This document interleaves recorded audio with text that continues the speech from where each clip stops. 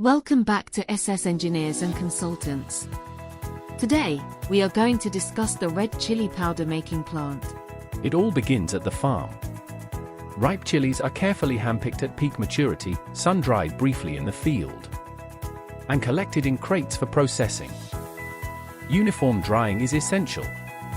Chilies are sun-dried or placed in mechanical dryers to reach 10 to 12% moisture, ensuring vibrant color, pungency, and safe storage.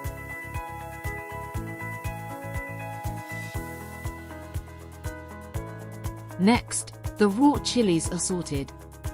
Stalks, stones, dust, and foreign matter are removed. Air classifiers and destoners ensure only clean, high-quality chilies move forward.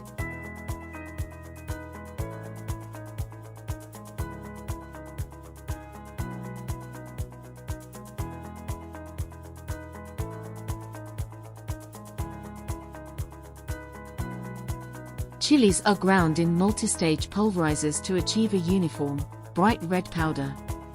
Advanced cooling and dust control systems preserve color and capsaicin while keeping operations safe.